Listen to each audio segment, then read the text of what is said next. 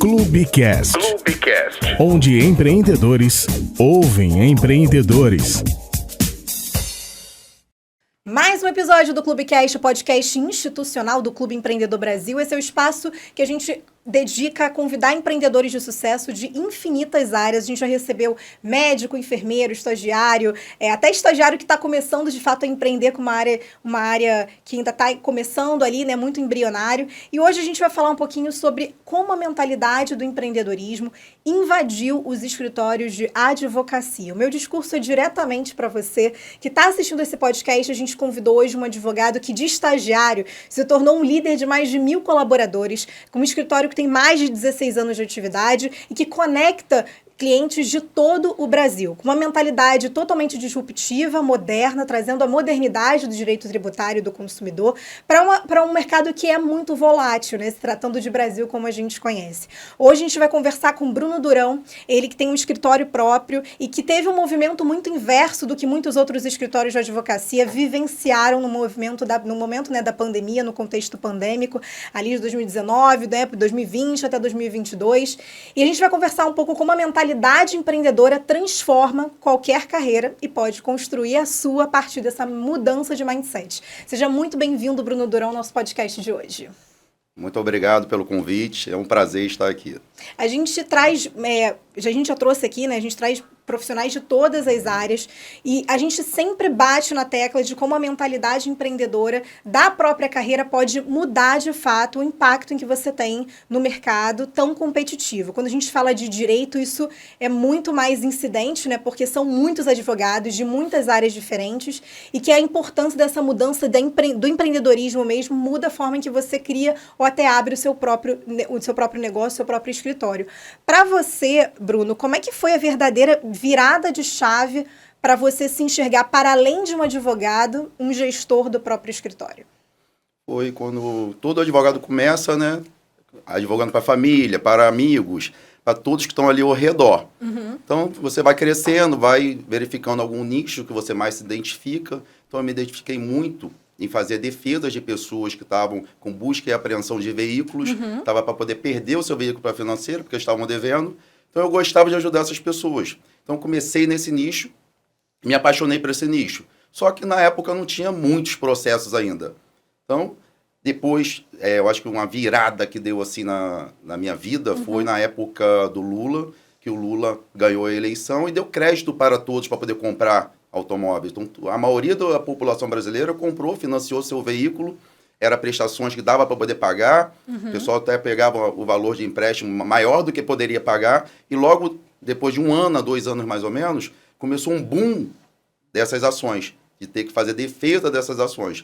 Então as pessoas começaram a me procurar muito. Eu lembro até hoje que eu não tinha muito tino empreendedor, técnico de empreendedor, mas um advogado que trabalhava comigo falou: Bruno, você está na hora, quando chegou aquele boom de demandas, você está na hora agora de começar a contratar. Já escutou essa palavra, contratar? Foi a hora que eu contratei meu primeiro advogado, depois contratei outro. Para terceirizar também algumas funções, né? Terceirizar e ajudar primeiro na demanda. Em primeiro lugar, foi para poder ajudar na demanda mesmo, que estava muito grande. Sim. E depois, essa terceirização foi muito depois. Mas primeiro foquei muito nessa parte de fazer defesa de pessoas que estão executadas, estão com execuções, com busca e apreensão.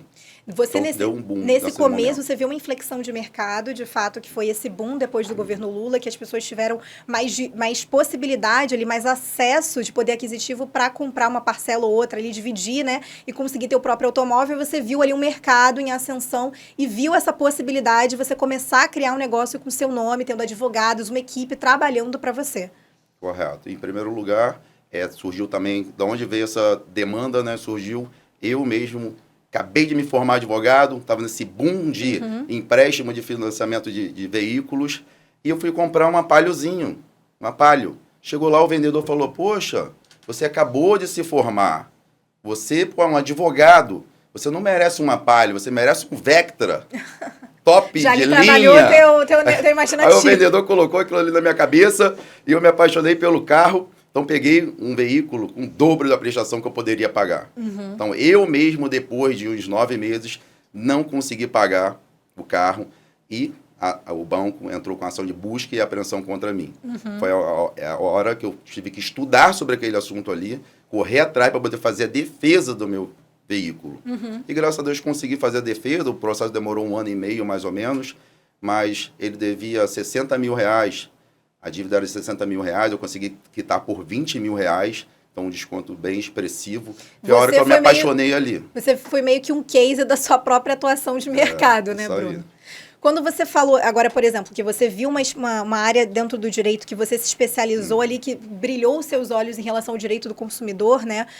E aí isso foi migrando para você ter a entrada no direito tributário, por aí, enfim, todas as outras áreas que você foi se especializando. Você entendeu ali logo que você precisava atuar com um nicho de mercado, que isso te daria uma crescente exponencial aí do tipo de advogado que você se colocaria no mercado de uma outra forma. Você entende hoje que isso foi talvez uma virada de chave, você definiu o seu nicho de mercado de atuação dentro do direito?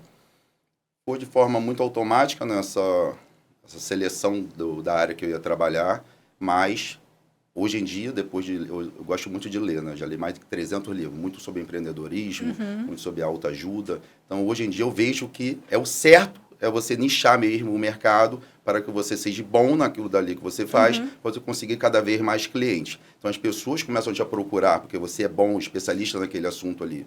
E para você se tornar especialista num assunto, vários livros falam que tem que ser 10 mil horas você fazendo a mesma coisa. Até se tornar um hábito de fato, né? Isso. E você falar assim, poxa, sabe fazer tudo sobre aquele assunto, você pode falar, sou especialista naquele assunto. Então, graças a Deus, aí depois dessas 10 mil horas, também a gente evolui muito, porque a gente sabe o que está fazendo de forma correta, sabe como crescer, sabe como evoluir naquela mesma função, naquele mesmo nicho. E graças a Deus deu certo, a gente evoluiu muito com nichado. E com muito direcionamento, né? Porque você já começou se colocando dentro do... Logo depois que você se formou, enfim, teve a OAB ali, pegou e já pôde atuar dentro do direito, você teve um direcionamento mesmo de nicho de mercado, entendendo que aquilo era um momento de inflexão do país e que era uma oportunidade grande de você ter cada vez mais clientes e poder aumentar a sua equipe para delegar certas funções, certo? Correto. Mas não foi no comecinho, né? Depois de uns 5 anos, mais ou menos, que eu comecei somente a trabalhar nessa área. Eu falei, outros tipos de processo, eu tenho vários outros tipos de processo, mas não vale a pena ficar perdendo tempo com outro tipo de processo se eu gosto de fazer essa parte aqui. Eu gosto de ajudar essas pessoas, conforme eu me senti a pior pessoa do mundo naquele presente momento, de não poder pagar um carro e, poxa, ter um risco de apreender o seu veículo e você ficar a pé, fora a vergonha de um oficial de justiça ir na sua casa, com uma força policial para poder apreender o seu veículo.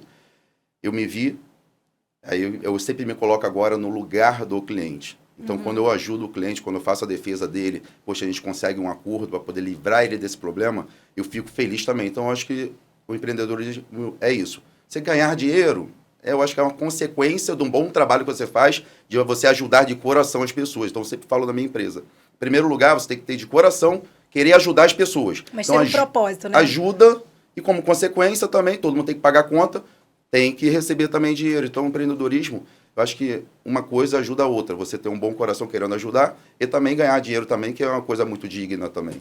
Você tem uma história muito inspiradora, assim, de um crescimento muito grande. Você começou a trabalhar muito jovens, né? Tem até a sua história, eu quero que você compartilhe um pouco isso comigo.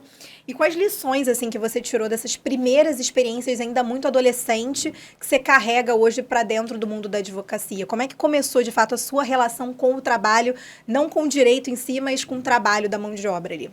Meu pai sempre colocou eu para poder trabalhar muito, né? Ele nunca me deu nada de graça. Falou assim, toma aqui esse dinheiro, Bruno, para você ir fazer um lanche no final de semana. Ele nunca fez isso. Então, o que ele fazia? Desde pequenininho, ele trabalhava no CEA de Irajá, mandava separar uns documentos lá. Eu, com 5 anos de idade, separava os documentos. Aí ele me dava um dinheirinho para poder fazer alguma coisa, comprar um doce, comprar algum brinquedinho que eu queria. Aí depois, eu comecei com ele. O meu avô também era muito empreendedor, era feirante, eu ia para feira com ele de madrugada, dormia na casa dele sábado à noite, 10 horas da noite, porque 2 horas da madrugada o caminhão saía para a feira. Então, meu avô JM, eu sempre trabalhei muito com ele também, sempre gostei muito. Quando tinha, acho que isso aí vem do tino da pessoa mesmo, tinha carnaval, onde eu morava, na pracinha, tinha um carnaval muito bom na época, eu coloquei uma barraquinha de cachorro-quente lá para poder vender o cachorro-quente, para poder ganhar um dinheiro também, porque eu gostava daquilo dali. Você já tinha uma veia muito empreendedora familiar, né? Meu pai sempre foi empreendedor, né? Então, eu puxei ele me ensinou. Eu acho que eu sou muito grato a ele, sempre falo isso para ele, porque, graças a Deus, ele não me deu nada de mão beijada. Hoje em dia a gente vê muitas pessoas dando as coisas de mão beijada para o filho, pensando que está fazendo bem, mas não está. Tem que ensinar a pessoa a trabalhar e, como recompensa, ganhar o dinheiro. Então, ele me ensinou isso, eu sou grato a ele e sempre falo várias e várias vezes com ele. Porque se ele não me ensinasse isso, hoje em dia, talvez eu não seria o que eu sou hoje em dia. Esse começo de você trabalhar com seu pai, de você ver o empreendedorismo ali de uma outra ótica, como é que foi para você decidir de fato que você queria trabalhar com direito? Em que momento assim da sua vida que você falou, não, eu vou me especializar nisso, eu vou construir uma carreira profissional, uma trajetória profissional dentro desse mercado? Isso é um momento muito difícil na vida da pessoa, né, quando está fazendo o 2º grau. Então, eu também não pensava em fazer direito. Graças a Deus, acho que Deus manda as pessoas ficar perto da gente. Minha tia veio lá de Brasília, um dia de férias dela, lá de Brasília. Ela era da Receita Federal e eu não sabia o que fazer de faculdade. E ela foi e falou comigo, Bruno, por que tu não faz direito? Eu falei, por quê? Tu fez contabilidade e passou nessa prova aí, muito boa da Receita Federal, né? Ela é fiscal da Receita Federal, tem uma vida muito boa. Ela falou, Bruno, eu fiz contabilidade, mas 80% da prova de fiscal cai direito, não contabilidade. Então, eu tive que estudar muito direito. Então, graças a Deus, ela falou isso comigo. Aí eu me inscrevi para poder fazer direito, pensando em concurso público. Mas quando eu acabei de me formar, estava estudando para concurso público, uma das primeiras clientes que eu tive foi uma mulher que a mãe dela tinha falecido e tinha deixado o FGTS dela, a pai tinha um FGTS, então o pai dela faleceu e tinha esse dinheiro lá, R$6.000, que ela estava com um processo há 10 anos pela Defensoria Pública. Então ela apareceu lá, eu falei, eu vou verificar lá no fórum, antigamente era tudo físico, eu fui lá no fórum, no mesmo dia, verifiquei que estava quase saindo aquele dinheiro. Expliquei toda a situação, despachei com o juiz, expliquei toda a situação para o juiz, e ele foi lá, 2 dias depois, deu o mandado de pagamento, o alvará para poder receber aquele dinheiro. E a cliente foi lá no meu escritório para poder receber. Me pagou e começou a chorar. Aí eu falei, o que está acontecendo? Ela, Bruno, isso aqui, esses R$6.000 que sobrou para mim, vou realizar o sonho da minha vida. Sonho da minha vida. Eu falei, qual o sonho? Ela comprar uma casa lá na comunidade onde eu moro. Eu falei, com R$6.000, mesmo há 15 anos atrás, era muito pouco dinheiro para comprar uma casa. E ela conseguiu realizar o sonho dela, estava chorando lá de alegria. Então, aquilo ali me emocionou também, conforme eu falei, até hoje eu aprendi com isso. Primeiro, faça tudo bom, do melhor para o cliente. O cliente vai te recompensar também. Então, essas duas coisas andam juntos e a gente precisa de uma força também para poder trabalhar. Então, isso aí me deu muita força. Eu fiquei muito feliz nessa época. Eu falei, estou no caminho certo. Ali você viu que tinha uma questão de um propósito de fato, né? Aí parei com esse pensamento de concurso público, que a pessoa ganha um dinheiro ali, mas vai ficar limitado aquele dinheiro ali pro resto da vida. E eu falei, poxa, empreender, eu acho, na advocacia, eu acho que é o melhor a fazer. Vou ajudar pessoas e ganhar dinheiro também. Aí eu segui em frente. Quando você fala sobre empreender na advocacia, você sente que isso mudou um pouco de alguns anos para cá, essa mentalidade, você ser gestor de um escritório, você ter uma equipe, entender sobre liderança, não só sobre o exercício da função na qual você foi designado ali por conta da sua formação profissional, mas essa mentalidade de você ser um empreendedor de fato, mesmo sendo advogado, você acha que isso mudou muito de uns anos para cá, do ano em que você se formou até hoje, ou você acha que algumas coisas ainda são muito tradicionais dentro do direito? É muito tradicional, né? Então, assim, o advogado não pode fazer publicidade, rádio, jornal, televisão. Então, o empreender dentro da advocacia é uma coisa muito limitada ao quê? Você contratar profissionais, você ter uma demanda, fazer um bom trabalho e ter uma demanda boa ali para poder crescer. Então, é muito devagar ainda esse empreendedorismo dentro da advocacia, porque é muitas limitações que tem. O empreendedorismo aqui fora tem jornal, tem rádio que você pode fazer propaganda, tem vários outros meios que você consegue cliente. E, de falar a verdade, eu até gosto dessa parte, porque também se tivesse um monte de propaganda na rádio, na televisão, de advogado falando, você tem direito a isso, ia virar um comércio mesmo. Então, como é muito mais reservado a OAB, os melhores profissionais sempre se destacam em relação a outros, tá? Mas, e também, todos os profissionais também que estão começando também têm sua sabedoria também, vai ter seus clientes também para você começar também a trabalhar e ganhar dinheiro também. Então, acho que é uma coisa muito uniforme para todos. Então, todos dá para ganhar muito dinheiro na advocacia. Dentro disso que você falou, Bruno, existe uma limitação ética, né, por conta da exposição do próprio exercício profissional. Ou seja, a OAB, ela limita esse profissional da área do direito de expor que ele de expor de uma forma vendável, né, que não pode ter nenhum vínculo de publicidade ou coisa do gênero. Mas, por mais que exista essa limitação, é possível você fazer um trabalho mais informativo por conta das redes sociais. Você usar as redes sociais a favor de você se expor enquanto profissional, mas não fazer publicidade para a sua área. Como é que você usa as redes sociais, assessoria de imprensa, por exemplo, para te colocar, por exemplo, na frente de uma mídia, de uma reportagem, como um profissional relevante para falar sobre aquilo, respeitando o limite ético que a OAB prescreve para você como um profissional de direito? A OAB proíbe a propaganda, você fazer uma propaganda. Agora, você falar sobre o direito não é proibido.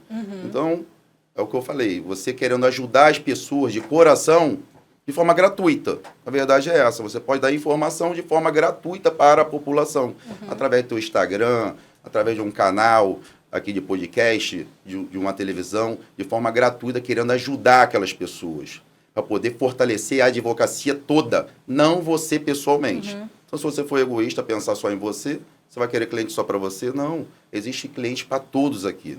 Existe cliente para todos os advogados do Brasil. Então, quando você está expondo uma situação, você está dando uma informação de um direito que o cliente tem e merece, você está ajudando todos os advogados, a si próprio e todos do Brasil também.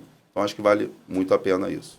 Esse movimento de advogado, por exemplo, passar a usar as redes sociais é muito recente, de você contratar uma assessoria de imprensa, de você ter uma pessoa acompanhando a forma de divulgação no quesito informativo, como você mesmo pontuou, Bruno, do exercício ali do direito em si, que, por consequência, as pessoas vão acabar buscando pelo seu nome, buscando pelo nome do seu escritório. Como é que você vê esse retorno referente da sua presença no digital?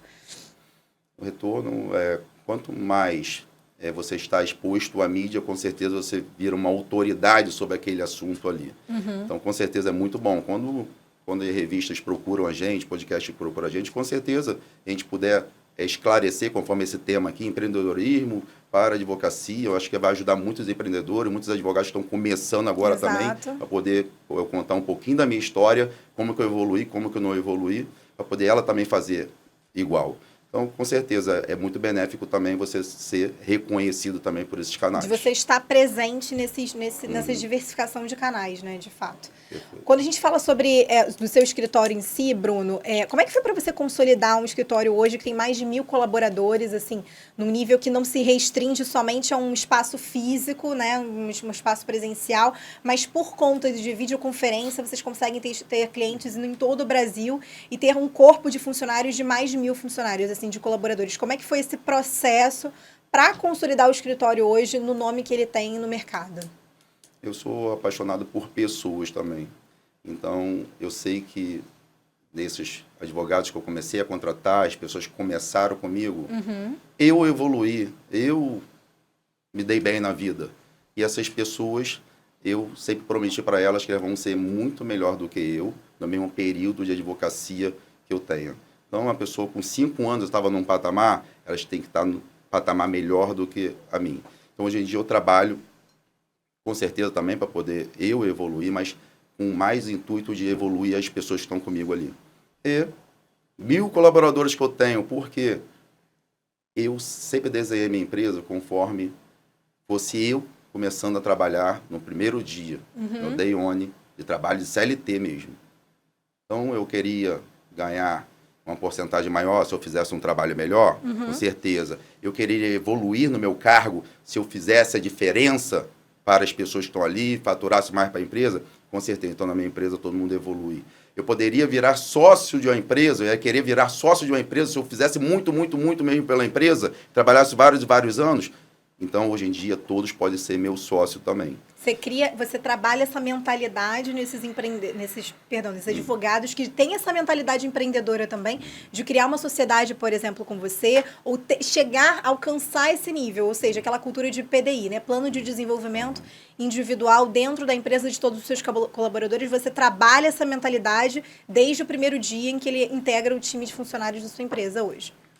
Hoje em dia, né, a dificuldade é muito grande de conseguir advogados que são muito comunicativos, são mais da parte comercial, sabe fechar um contrato com o cliente, sabe cobrar de um cliente também, porque trabalhar de graça qualquer um faz. Agora, saber cobrar de um cliente, que a empresa precisa também de rentabilidade para poder crescer, isso tem que ser uma pessoa mais comunicativa.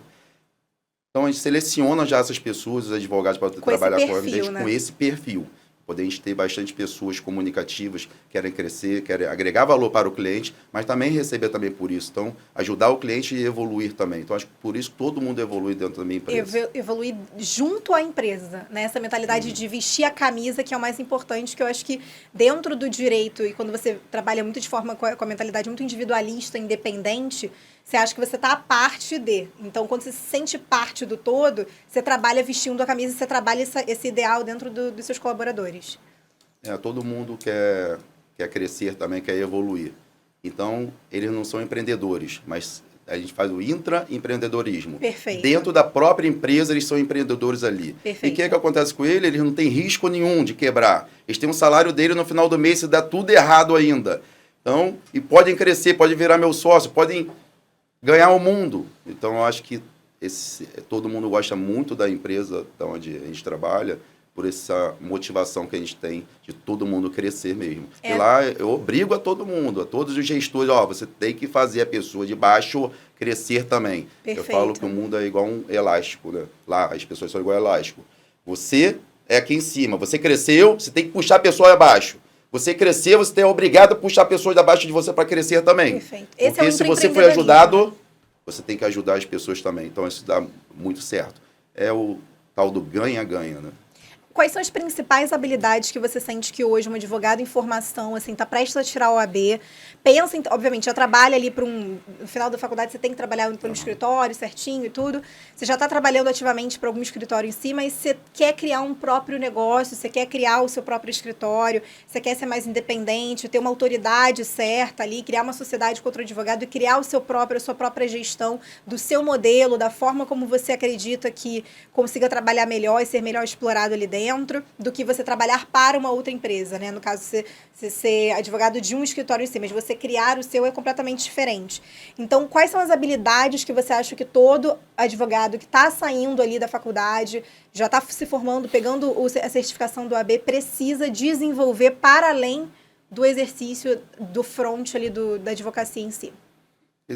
Eu poderia falar para você, foque nessa ação, advogado, foque nesse outro tipo de ação que dá uma rentabilidade muito grande.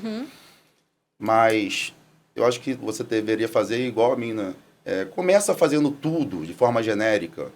Vai advogando ali, vai verificando onde você gosta mais de advogar, qual o prazer que você tem ali de ajudar aquelas pessoas, onde está dando mais rentabilidade também, mas dentro do seu próprio perfil.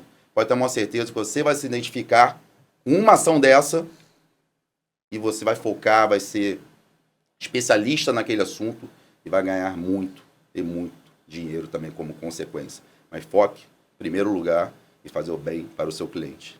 Depois, o dinheiro. O dinheiro não pode estar em primeiro lugar. Que aí sim, como consequência, você vai ganhar muito e muito e muito. Vai crescer muito na sua profissão e vai ser especialista e vai ser renomado também na sua profissão. Você falou também algumas habilidades antes, que quando você contrata um advogado, que você trabalha essa mentalidade dele crescer junto à empresa, inclusive, quiçá, se tornar um sócio seu de alguma outra unidade, que é a questão da habilidade comercial e de comunicação. São dois pontos que você acha que são mal desenvolvidos em um profissional de educação e formação dentro das faculdades? A faculdade, em primeiro lugar, não tem como... não te ensina a se comunicar bem. Esse não te ensina, né? Uma venda. Bruno, está falando de venda na advocacia? Eu falo que só existe uma profissão na vida que é vendedor. Então, mesmo aquela pessoa que é muito mais operacional do direito, só fica peticionando, ela está fazendo uma venda para o juiz. Que é a petição inicial, você tem que Perfeito. vender a informação do seu cliente, você tem que defender a sua tese, você tem que vender o seu direito para o juiz comprar e te dar uma sentença favorável. Senão ele não dá. Outra, tu vai despachar com o juiz. Você tem que ser comunicativo. Você tem que conversar com o juiz, você tem que convencer ele. Então, tu está fazendo uma venda para o juiz de uma informação. Então, tudo eu acho que é venda. Então, foque, estude bastante também. A advocacia você não pode vender de forma direta, correto? Mas eu sempre indico, leia um livro de direito, mas leia um livro de venda também.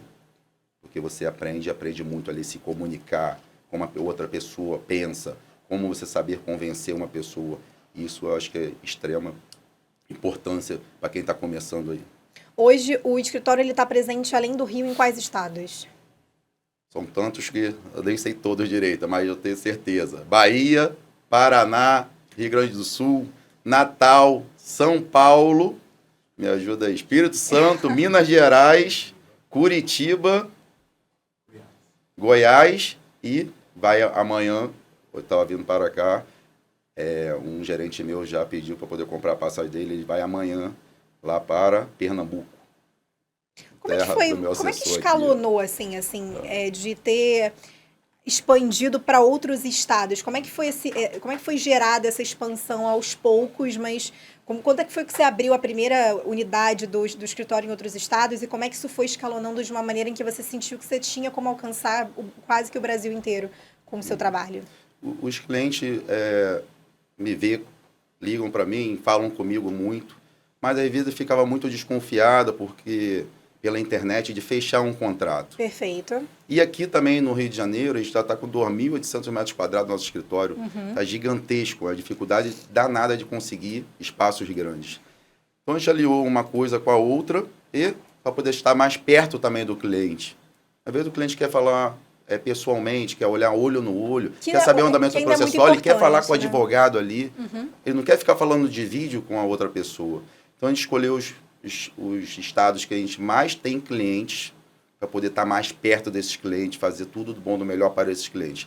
E meu pensamento, a gente está colocando isso em prática, até o final do ano que vem, eu estar em todos os estados do Brasil. Todas as principais capitais, né? Todas as principais capitais. Hoje você conseguiu alcançar pessoas, enfim, você tem clientes no Brasil inteiro e até internacionalmente, né, acredito eu. Hoje, assim, quais são os principais serviços que vocês oferecem, o escritório oferece para esse cliente que chega até vocês por meio das redes sociais ou indicação que o que indica ainda é muito importante e valorizado, principalmente na área do direito?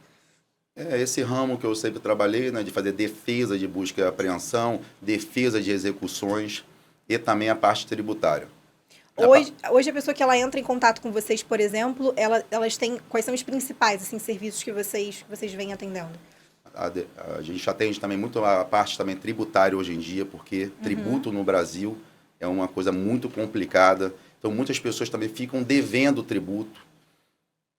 Eu vi um grande empresário, aquele da Estátua da Liberdade, que tem na frente tipo uma casa de vídeo, mas a Estátua da Liberdade gigantesca. Qual é o nome dele? Luciano Hang.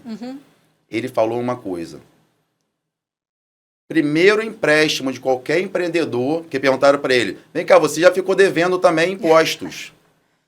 E aí? O que você fala? Você fala do Brasil, que tem que ajudar o Brasil a pagar imposto, mas tu já ficou devendo também impostos. Ele falou, eu fiquei devendo mesmo, mas já está pago. E outra, todo empreendedor do Brasil, primeiro empréstimo dele, que o banco não dá crédito. Primeiro empréstimo dele é dever o imposto para poder pegar aquele dinheiro e investir na próprio estabelecimento dele. E depois ele consegue pagar, com certeza. Então, são muitas pessoas, microempreendedores, empreendedores pequenos, que eles deixam de pagar tributo, não é porque eles querem, porque eles não querem sonegar, não. É porque eles precisam para poder manter o escritório dele. Eles precisam para poder evoluir o escritório dele. Para manter então, a gente advoga muito nessa parte e vem aí a mágica que só as grandes empresas sabem. Hoje em dia, dever tributo, eu sempre falo, nunca vou falar para ninguém ficar devendo. Mas se você está devendo, você pode se beneficiar de várias e várias coisas. Tem vários editais aí de parcelamento de 160 vezes, Outra forma também, só obviamente quando você está devendo você pode parcelar. Perfeito. Quando você está em dia, você não pode parcelar. Outra coisa também que grandes empresas fazem, o empreendedor pequeno não faz até hoje. Pagar a dívida do imposto, quando você está devendo, com precatório. Precatório, para quem não sabe, são decisões que você já ganhou da justiça, você recebe o direito de ganhar aquele dinheiro, mas o Estado não te paga nesse presente momento. Vai te pagar daqui a 6 anos, 10 anos, 15 anos, 20 anos, igual a alguns estados. E você pode pegar esse papel, comprar muito mais barato, esse direito de uma outra pessoa pode comprar e compensar com o seu imposto que você está devendo. Olha o benefício que você tem. Tem muito dentro do direito do tributário que as pessoas desconhecem completamente do que pode, do que não pode, do que é possível, do que não é dentro. E aí, nisso tudo, você consegue esclarecer isso para o seu cliente, as vias possíveis para ele estar ou quitando ou se beneficiando do fato dele não conseguir quitar naquele momento. Hoje em dia, pessoal, todo mundo fala que o empreendedorismo do Brasil, acho que é um dos países mais complicados para você se empreender. Uhum. Tem um outro fato também do direito tributário, que isso aí, 99% das empresas têm direito. E é uma coisa que todo mundo faz. O INSS, verbas salariais. Então, quando você recebe um 13º, você não trabalhou, você não tem 13 meses. Você ganhou uma verba indenizatória. Indenizatória não cabe INSS sobre aquela verba. E a União Federal cobra 20% de INSS. Então, toda empresa tem um dinheiro danado para poder receber. Isso tudo com juros e correção monetária. Então, procure seu advogado para poder ele conseguir reparar essas verbas aí. Você pagou de forma errada. Isso aí se faz de forma administrativa. O STF já julgou, já está ratificado. Até a Receita Federal vai te devolver de forma administrativa. Você vai abrir um processinho, seu advogado vai abrir um processinho, vai requerer aquelas verbas de volta e você vai receber em até 60 dias. E quase ninguém sabe sobre isso. Uhum. É muito desconhecido ainda, né? Muito desconhecido, porque o nosso regime tributário é muito complicado. Então, são pouquíssimos advogados que trabalham nessa área tributária. Até porque é um mercado muito volátil também. As coisas mudam, a gente está conversando aqui e alguma coisa já pode ter mudado. Muitas leis, né? Exato. Então, aí precisa mais ainda de advogado. Então, uma dica que eu posso dar para o advogado novato, estude direito tributário também. É o melhor ramo da advocacia. Eu sempre falo, só existe 2 tipos de advogado bilionários, B de bola. O tributarista e o empresarial, que advoga para massa.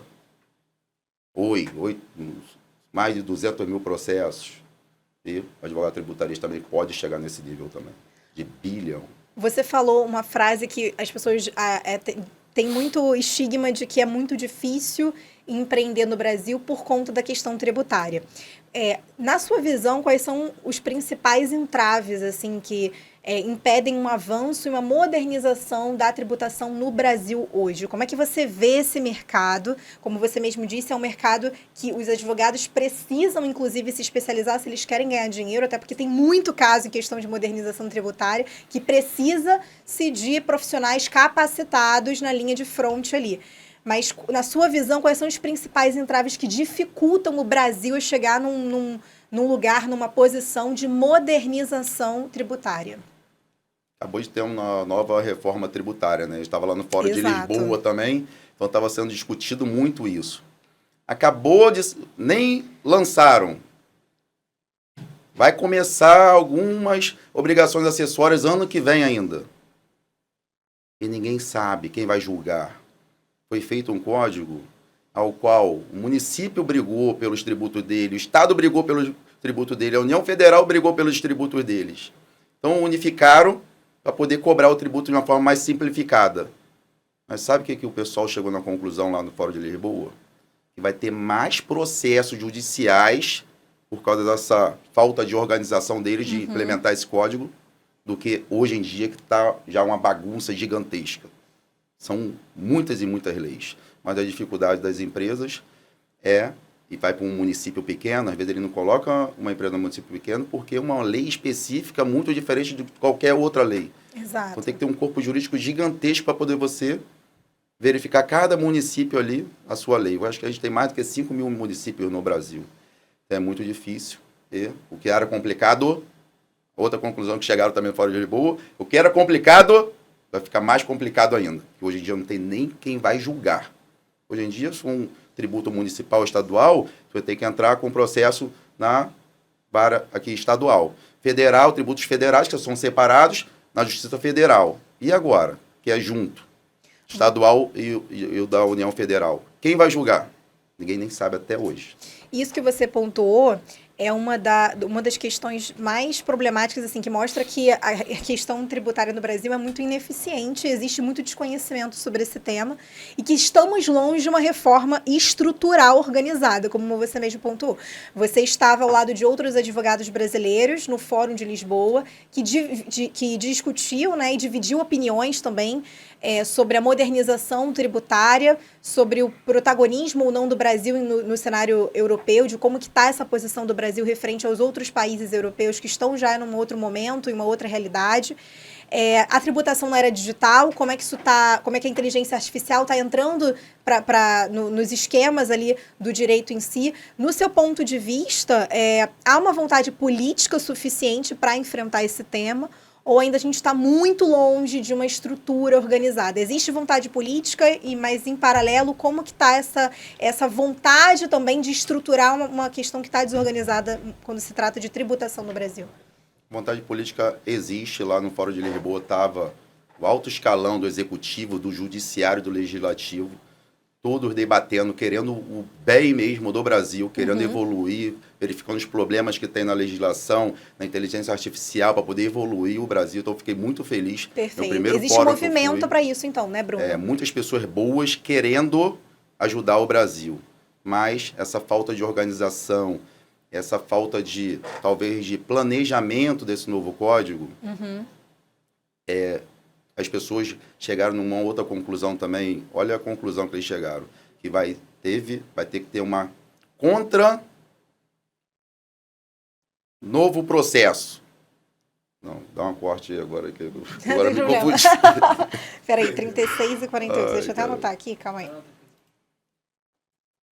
Na verdade, é a contra-reforma. Tá, pode voltar nisso. Pode já falar da contra-reforma? Pode. Então, eles chegaram na conclusão que vai ter que ter uma contra-reforma. Acabou de ter uma reforma, vai ter que ter uma contra-reforma. Para reformar essa que acabou, que nem começou ainda, vai começar ano que vem. Você sente Olha que falta de planejamento que o Brasil teve. Que essa modernização, essa vontade de uma modernização tributária e uma reforma tributária a todo custo, isso foi mais uma vontade política do que de algo estruturado na base para que essa mudança fosse de fato feita de forma eficiente e que não tivesse esse já impacto de uma conclusão geral de profissionais que precisa de uma contra-reforma para chegar num denominador comum de que todo mundo busca? Foi decidido muito lá que eles fizeram essa nova reforma também, sem ouvir também muito o judiciário, que é quem está ali no dia a dia, que sabe os casos que acontecem, os problemas que podem ocorrer, como fazer, como não fazer também. Então, existem pessoas espetaculares do judiciário que não foram ouvidas. Então, acho que falta essa falha, vai ter que ser feita uma nova. Faltou uma integração, né?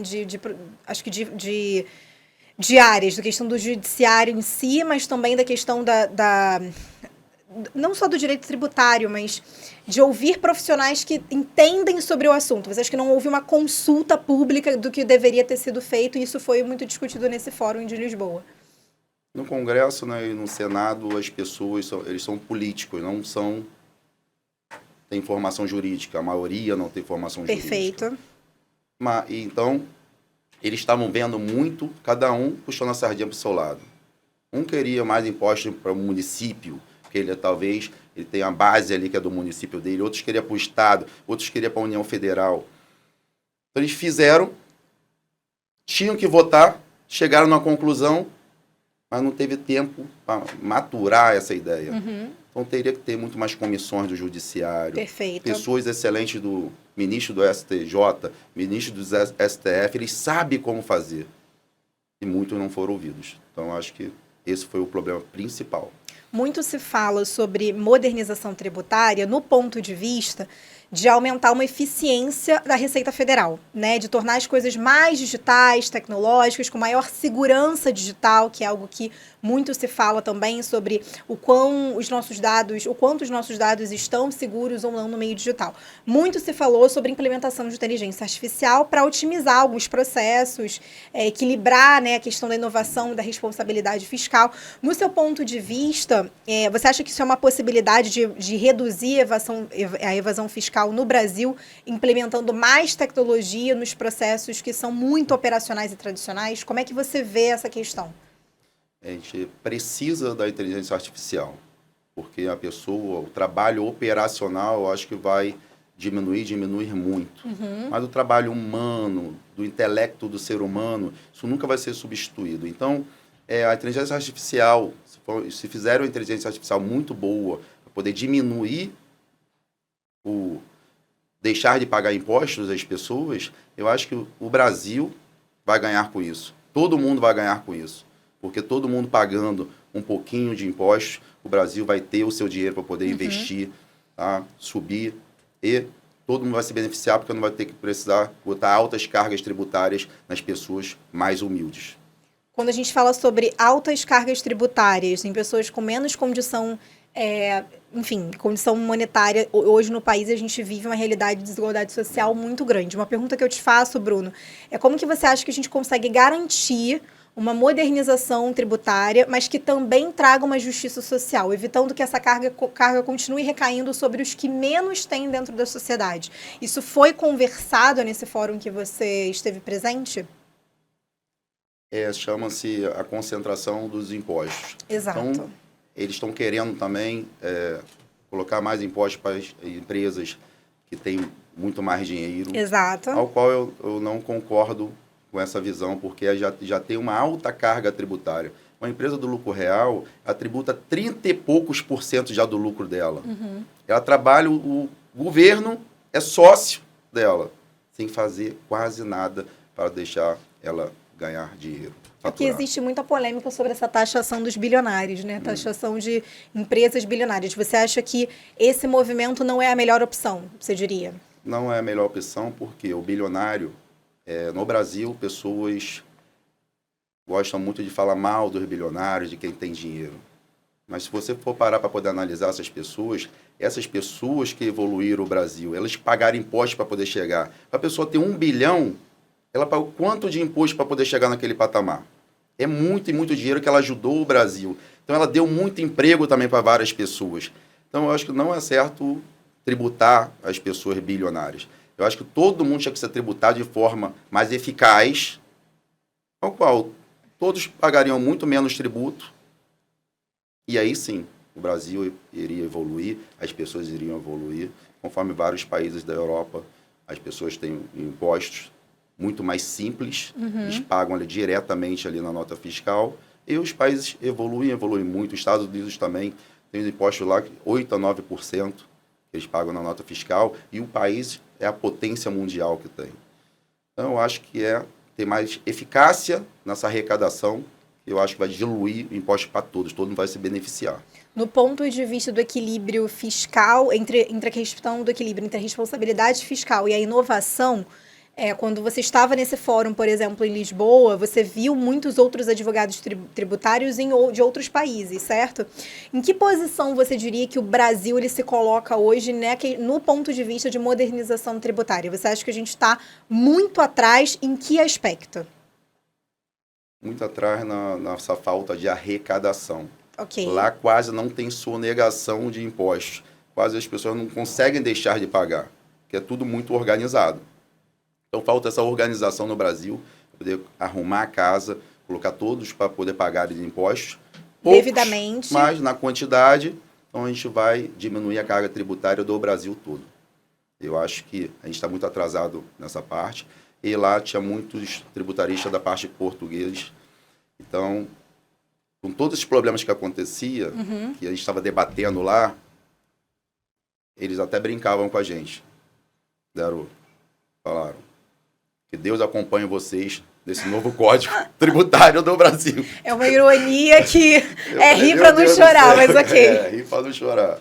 Bruno, eu queria que você olhasse diretamente para essa câmera e falasse um pouquinho, assim, olhando para sua trajetória, para antes do direito, né? Enquanto você era uma adolescente, trabalhando com seu avô, com seu pai, qual o conselho que você daria para esse jovem estudante da área do direito, que pensa em estudar direito, que está cursando, mas ainda tem muita oscilação ali de vontades e decisões que você tem que tomar, então você oscila muito, é muito fácil você mudar de ideia o tempo todo, e que talvez esteja enfrentando as mesmas dificuldades que você viveu enquanto um jovem e que sonha em construir uma carreira de sucesso, sonha em ter o próprio negócio, investir em uma gestão autossuficiente do próprio escritório de advocacia e ter um negócio que seja escalonável e seja expandido como o seu foi. Então, vou pedir para você falar diretamente para essa câmera aqui, por favor.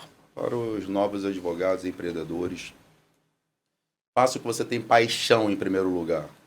Eu acho que trabalhar não é uma coisa que todos amam fazer, mas quando você se apaixona, quando você tem um projeto de vida, você tem um foco principal, você vai dar certo e muito certo.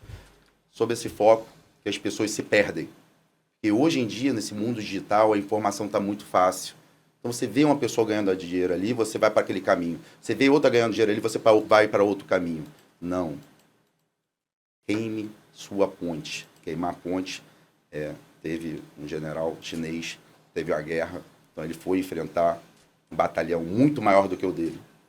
E quando o batalhão dele passou pela ponte, ele foi lá e botou fogo, sem nem perguntar para os guerreiros dele. Então, dali para frente, ele falou, vocês vão ganhar ou vocês vão morrer. A ponte está queimada. Então, muitas pessoas ficam com seu plano B, C, D e não dão certo na vida. Não, tenha seu plano A, foque nele, siga em frente, tenha um objetivo só na vida que não tem como você dar errado. Pode ter uma certeza disso. Você nunca vai dar errado se você tiver um plano A apenas. Bruno, para os outros profissionais que estão se formando nessa área, não se formando, mas assim, estão se especializando dentro da área tributarista, qual conselho você dá nesse novo contexto de quase uma contra-reforma tributária aqui no nosso país, em um cenário muito digitalizado? Então, são profissionais que já estão entrando em um mercado altamente competitivo, altamente resiliente e volátil, em um mercado em que tudo está se digitalizando. Então, fugir dessa realidade é um retrocesso. Mas como que você, o que você diria para esses profissionais que estão entrando na área tributarista, você como um profissional que já está há anos e tem um escritório com mais de 16 anos em atividade e em expansão contínua, o que você diria para esse jovem advogado? Se especialize, né? Então, dentro tributário, já é uma especialidade. Hoje em dia, a gente não pode ser somente, eu sou tributário. Você tem que ter um outro nicho dentro do tributário ainda. Então, só essa ação que eu falei do INSS, retirar o INSS das verbas indenizatórias, não é só 13º, salário maternidade, salário paternidade, entre outras, só nisso você vai ganhar. E vai ganhar muito. Vai ajudar várias e várias empresas que estão precisando, porque não sabem sobre esse assunto. E vai ganhar rios de dinheiro também. Então, ganhar dinheiro é fácil. Não coloque na sua cabeça que é difícil, que aí você nunca vai ganhar. Só esse processo, de forma administrativa, você vai receber em 60 dias. Você vai ganhar muito. Fora diversos outros que existem. Então, foque, estude, seja o melhor no que você está fazendo. Pode ter uma certeza que você vai dar muito e muito certo.